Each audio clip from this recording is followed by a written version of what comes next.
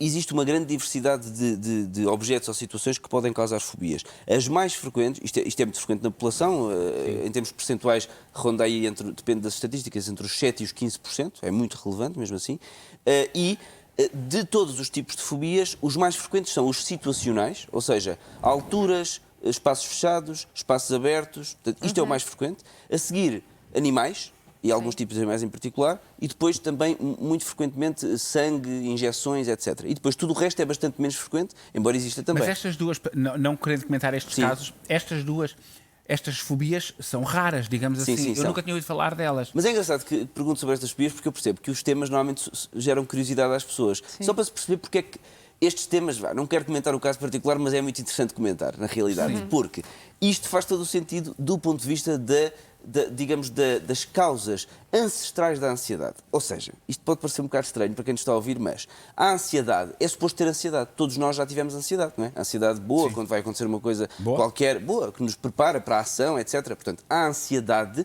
é uma emoção que toda a gente tem. Porquê? Porque foi preservada durante as dezenas de milhares de anos que a espécie humana existe no planeta Terra, porque foi positiva. Porquê? Eu vejo um leão ansioso, fujo, preparo-me, não morro, não é? E, portanto, os meus genes passam à descendência. Nós temos que ver a ansiedade sempre de uma perspectiva evolutiva, da evolução da espécie humana. Ou seja, o que é que mais provavelmente causa fobias? Situações que ancestralmente estavam associadas a um risco de morte. Alturas, espaços muito fechados, podiam ser grutas, podíamos levar com uma... Mas não é o caso destas nossas mas é o caso, porque, por exemplo, sensação de bocas a comer coisas que são crocantes e que fazem barulho.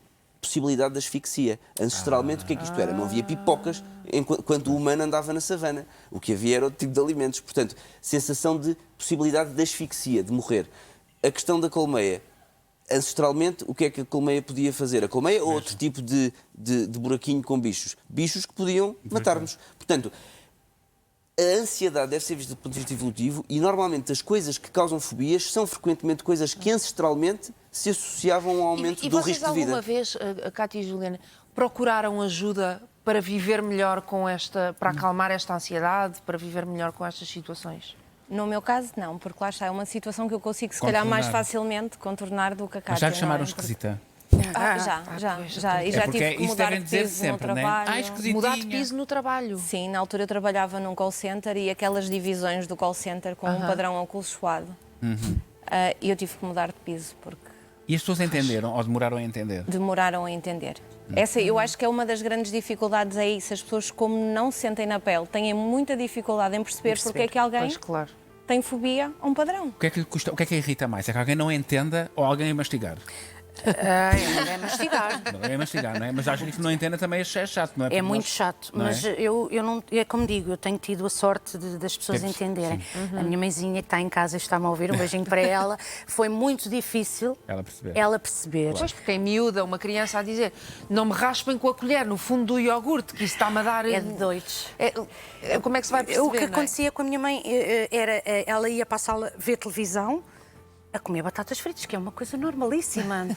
E eu dizia-lhe, tu não queres a minha companhia, tu queres que eu saia daqui? E ela, não, eu não conseguia controlar.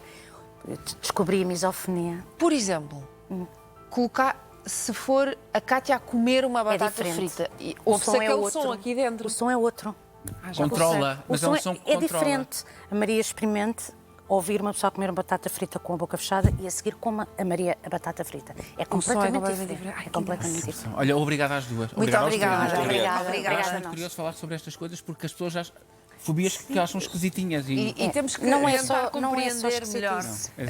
Quem nos diz que tem uma fobia é acreditar e ajudar naquela situação. Espero que